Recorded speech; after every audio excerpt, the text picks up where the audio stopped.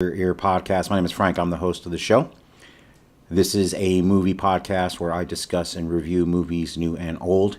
On today's episode, I'm going to be reviewing Creed 3, starring and directed by Michael B. Jordan. Before we get into the review, just a little housekeeping. Again, you can find this podcast wherever you get your podcast, so please subscribe to the show wherever you do receive your podcast, and if you can, rate and review. Hopefully you give it 5 stars.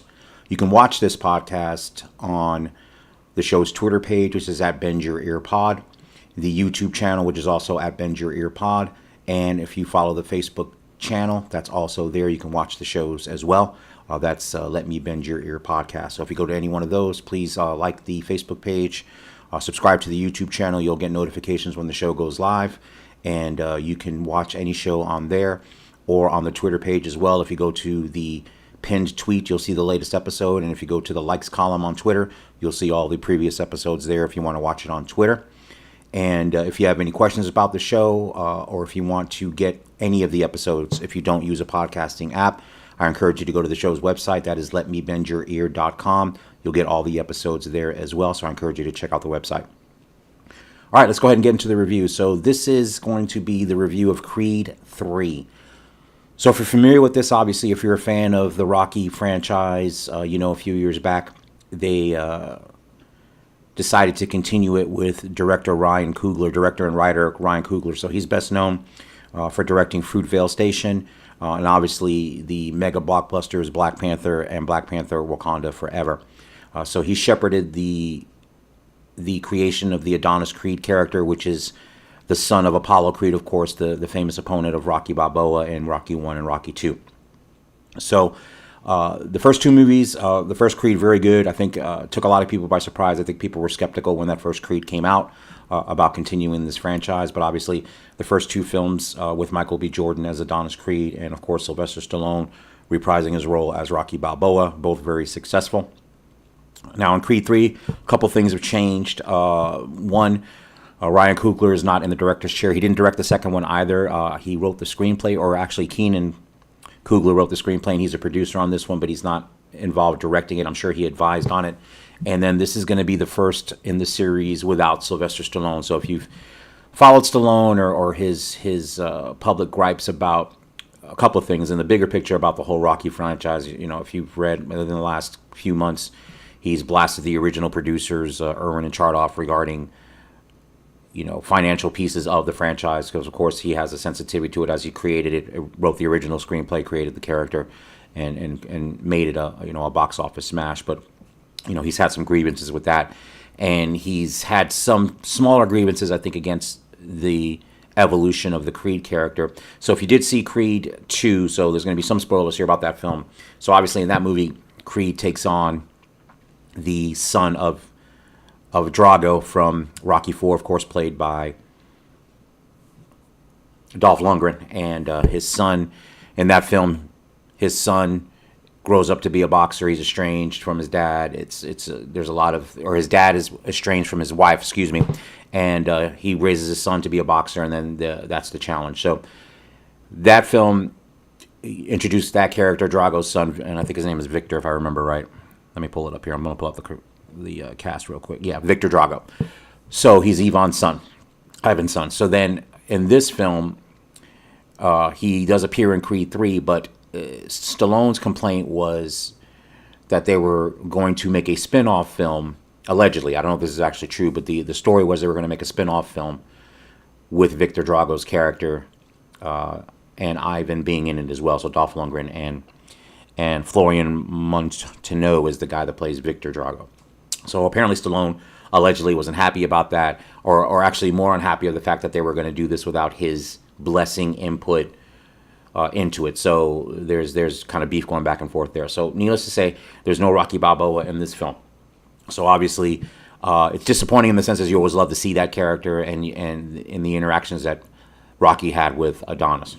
All right, so that being said, we go into this third film. Another thing that's different here is this is Michael B. Jordan's directorial debut.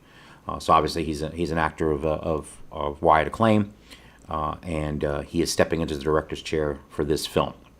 So Creed 3 just on the surface, when I looked at, after watching the film and even hearing and reading some of the stories about it and what it was going to be about and what it ultimately ended up being, there's a lot of parallels to Rocky 3. So if you remember Rocky 3, that was the film where Rocky Balboa had, of course, he had beaten Apollo Creed. He had defended his title quite a few times, and was living the life of a champion, and and all the spoils that come with it, the money, the endorsements, the financial security to provide for himself and for his family.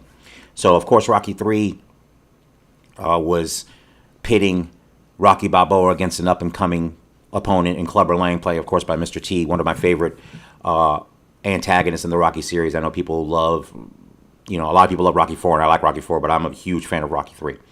So, of course, in that movie, of course, the Survivor song, Eye of the Tiger, Clubber Lang beats Rocky handily, and the rest of the movie is Rocky trying to regain what Apollo tries to call him the Eye of the Tiger, the same hunger that he had when he fought Apollo twice, lost once, won the second one. So Creed 3 kind of takes a similar tact, not exactly the same, but in this film, as we open it, Adonis Creed has left boxing. The movie starts with him defending his title, and then cuts to 3 years later. He has been out of the game, out of fighting. He's still co-owning the gym with his trainer running it. So that's played by Wood Harris, who's played the trainer in all 3 films. So he's running that. Of course, he's living his life with his wife, played by the fantastic Tessa Thompson, who has been, in my opinion, one of the best characters of Creed. Her portrayal, the dynamic between her and Adonis, is fantastic. She's one of my favorite parts of these films, and she's great in this one as usual. Not a surprise. She's really good. So he's, living the good life. Of course, he's, he retired the champion. He owns the gym. He's got endorsements. He's just, like I said, just like Rocky Balboa in Rocky 3, just living that good life. So as the movie progresses, we find out that a childhood friend of his, Damian Anderson, played by Jonathan Majors, has gotten out of prison after serving a significant time in prison. So Damian comes to talk to Adonis and reconnect. So as the movie progresses, there's a flashback sequence that shows Damian and Adonis when they were children. They were in a boys' home. So at this period of time in Adonis's life, this is when he was at a boys' home. So this is before he went to live with Apollo's wife and be raised by her, of course, played by Felicia Rashad. So this is in the period before that happens. So he is in this boys' home. A lot of trouble kids are in there. Him and Damian are friends. They stick up for each other. And there's an incident that happens where there is a confrontation with someone that's been really bothering them. So there's something happens, because I want to get to it. So something happens, and Damian pulls a gun and is arrested, and Adonis flees the scene. So Adonis is fine. Nothing happens to him, and Damian ends up going to prison. So he gets out of prison.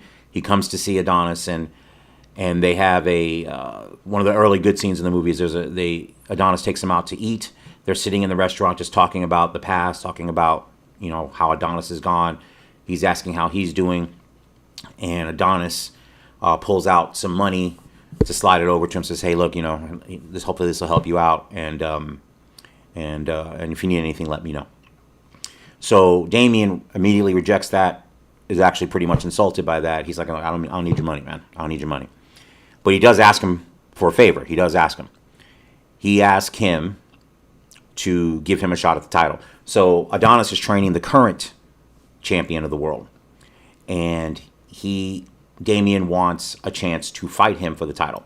So Damian was a number 1 ranked boxer before he was incarcerated. So he wants that opportunity to continue what he had going before he went to prison. So of course Adonis is like, look, I want to help you out, but look, man, I can't just give you a title shot. That's not how that works. You got to work your way up. If you want to train in my gym, that's fine. We can help you. We'll get you with a trainer. We'll get you fighting. We'll get you that path started back up again. You haven't really boxed in 20 years. So it's not something that's really feasible. So again, that's what he asked for, and then they kind of part ways. And then as the movie progresses, Adonis's fighter is training for a title shot, and the opponent is injured. So the opponent is injured that he's going to fight. So there's a vacuum there. So then Adonis uses that opportunity to get Damien his shot. So that's the basic setup of Creed 3. So this film, there's a lot to like about it, and let me get into that. So let me start. I usually go to the performances last, but I'm going to go to the performances first. So, of course, Michael B. Jordan is comfortable in this role as Adonis Creed. I think he can do it, in his sleep now, and that's a good thing. He plays the role well. He's great. And as I stated a couple minutes previous, the relationship between him and his wife, played by Tessa Thompson, and their daughter. So, of course, if you've watched the other Creed films, you know that his wife is hearing impaired. So she is a singer, and of course that impairment has really kind of not derailed her career, but her career has not gone in the direction that she wanted to because of her hearing. And of course their daughter is deaf. So there's some very sweet scenes between Adonis and his daughter, and they use sign language throughout those scenes, which is great to see. Just the comfortableness which they are with the ASL using the sign language. Some sweet scenes between Adonis and his daughter, and of course the dynamic between Adonis and his wife is fantastic as well. So those performances are good. The girl that plays the daughter is really good as well. Those family sequences are good, which is I think is another thing that they take from the Rocky franchise. Sylvester Stallone's always talked about how important of a character that Adrian was in those movies, and I think in this scenario too, his wife is a very important character. She grounds him. She keeps him balanced. It's just good dynamic, and it's really well done. And of course, you have Jonathan Majors coming in as Damian Anderson. Like I said, his star is ascending. He was in Ant-Man and the Wasp. I think he was in the TV show Lovecraft Country, but I never watched that. And then now he's in this film as well. So he's fantastic in the role as Damian Anderson. He's got a very distinct style and an intensity about him. And in this film, as you start to see what's fueling Damian Anderson, it's kind of this, like I said, go back to the Rocky 3 comparison. Clubber Lang was hungry. He wanted to be the champion. He didn't want any BS about it. He thought Rocky was a clown and was going to show him that. And Damian has a similar, I don't know if you want to call it chip on his shoulder, but it's you see what fuels him. A couple things fuel him. He thinks that Adonis took the life that he should have had.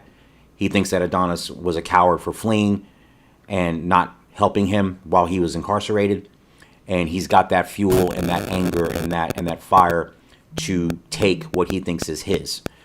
So that's the drive, and that's the kind of the tension and the conflict that drives the majority of the movie. So again, the performances are good all the way around. Like I said, I go back to Wood Harris as Adonis's trainer. And the thing with these kind of movies, with this movie, so like I said, there's always going to be a predictability about them. They're kind of a blueprint of how these movies go. So if you are a fan of that blueprint, or you don't, it's not going to really be a detriment. And I'm not even saying this is criticism. You kind of know where a lot of it's going. So the key to these movies, and whether they're enjoyable or not, is do you enjoy the ride getting to what the conclusion ends up being? And in this case, I can say I did. I thought it was really good. I thought it was entertaining. I thought it was the big thing about these movies too, and with Creed 3 as well. The sequences where there's no fighting, no boxing, when there's human interaction, drama, the conflict that's driving all of these characters is interesting and well done. So that's the key to making these movies really successful. And I think this movie does that. And like I said, of course, you have the third act when, of course, Adonis is going to fight Damien. So he comes out of retirement to do that. You have the training montage, all of that stuff. And what I can say about that stuff is, you either, at this point in the history of Rocky, going on, it's going to be 50 years, you either love it or you don't. So if you're in on them, you're in. If you haven't been on any of these Rocky movies or Creed or any of that type of movie before, this movie's not going to change your mind. You're not going to go all of a sudden, oh, I'm in now. Either if you're in before, you're going to be in now. And like I said, what I can say as far as a review of this movie is, if you're in, that's great. But even beyond that, it's entertaining. Like I said, the characters are great. The story is good. he does some interesting things. There is, and I don't want to. There's a in the final fight sequence when Adonis fights Damien, he Michael B. Jordan, the director, makes an interesting decision on how a certain part of that fight is filmed. So he does it a certain way to do two things. One, I think to differentiate it from the rest of the fight sequences and all the other series, because this has never been done this way before. And secondly, to show the passage of time in the fight. So, you have the fight montage, obviously in the Rocky films or even the Creed films, if it's a 15-round heavyweight fight, you're not going to see all 15 rounds because there's not enough cinematic time to do that. So they always compress it. They have a montage of rounds. You usually see the round girl coming up with the round number, and then they just kind of scroll through, the music plays, and the fight happens. You see all the big hits. This does that as well, but it does it in a different way. It takes a certain cinematic change, and I thought was really interesting, and I thought very effective because it underscored the real personal nature of the conflict between Adonis and Damien. So that cinematic technique I thought was very unique. I won't say what it was. You'll see it when you watch the movie, but I thought it worked, and I liked the fact that he tried to do something different in a genre where it's kind of everything's been done. So it's kind of hard to bring something new to it. And I thought that cinematic technique brought something new to it. So it was definitely interesting. So if you do watch the movie, look out for that. You'll see it. It's very obvious. It's nothing subtle. It's a very dramatic, very in your face in a good way kind of change of how they do that final fight sequence. So again, I enjoyed Creed 3. I thought it was entertaining. The question always comes up when you see these movies, and I don't know the answer to it, is this the last Creed movie with Michael B. Jordan? Are they going to make another one? I don't know. That's a good question to think about because I'm not sure where they would go with it. Like I said, that being said, of course, there's been 7 Rockies, and they always find another opponent or another reason to do it. So I wouldn't say that there wouldn't be, but I'm not sure. I don't know if Michael B. Jordan's interested in doing any more. Even if this movie I think has done pretty well successfully financially. Even if it's a big hit, I don't know if that means he's going to do it. What I've read, don't know how true or not it is that Michael B. Jordan is looking to extend this universe into other mediums, specifically, I think, television, to tell stories. I don't know if other films or spin-off films or stories, which goes back to the original beef that I think Stallone may have had about what they're planning to do as far as expanding this universe, specifically not with Rocky, but obviously, but with Creed, and where they would go with that. So I don't know if there was going to be another Creed film in the offing. That's an interesting question. Based on this film, I don't know. I mean, you can always, there's really never any finality to any of these films, so they're always, if not open-ended, at least obviously because of the genre of fighting, there's always, like I said, there's always another opponent, another reason, I guess, that can be created to have Adonis continue to fight or to continue to have a career and thus have more films. So Creed 3, I am going to give, on my Van Gogh scale, I'm going to give Creed 3, I'm going to give it 4 Van Goghs out of 5. So on that scale, that means it was a very good movie. It's a movie I would watch again. I enjoyed it. I don't give it 5 Van Goghs because 5 Van Goghs that's not so much a perfect movie, but a movie that I consider an all-time classic that I would rewatch over and over and over again. I don't think this rises to the level of that, but it is a very good movie, and it's a movie I would see again, and I would recommend people go see. So on that scale, I give Creed 3 4 Van Goghs out of 5. Again, the movie is directed and starring Michael B. Jordan. Also has Tessa Thompson, Felicia Rashad, Jonathan Majors, Wood Harris, among others. So again, I'm going to go ahead and give Creed 3 4 Van Goghs out of 5. So again, you're listening to the Let Me Bend Your Ear podcast. My name is Frank. I'm the host of the show. This is a movie podcast where I discuss and review movies new and old. You can listen to this podcast wherever you get your podcast. Spotify, Amazon Music, iHeartRadio, Stitcher, TuneIn, CastBox, or wherever you get podcasts. If you type in, go to Google, type in Let Me Bend Your Ear podcast, you'll be able to find it anywhere. As I stated before, you can view this podcast on the YouTube channel, on Facebook, and on Twitter. The handle for Twitter is @BendYourEarPod. That is also the handle for the YouTube channel. If you subscribe to the YouTube channel, which I encourage you to do, you'll get notifications when the show goes live.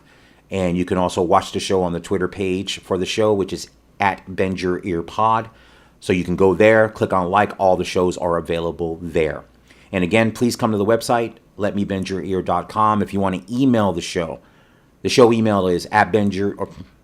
Again, I will get this has been a long-running Guinness Book of World Records, me not getting the email right. So here we go. BendYourEarPodcast@gmail.com. One of these days, I will get it right on the first try. Don't know if it'll be soon, but hopefully one of these days. Again, if you want to email the show, it's BendYourEarPodcast@gmail.com. Again, BendYourEarPodcast@gmail.com. And again, I want to thank all the people that watch the show, listen to the show. I really appreciate it. I appreciate the downloads of the podcast. So continue to do that. If you have a friend that may like a movie podcast, please recommend it. And I would ask, if you follow the show on Twitter, if you see my tweets out there regarding new episodes, please like them, retweet them, share them. That'd be great. I really appreciate that.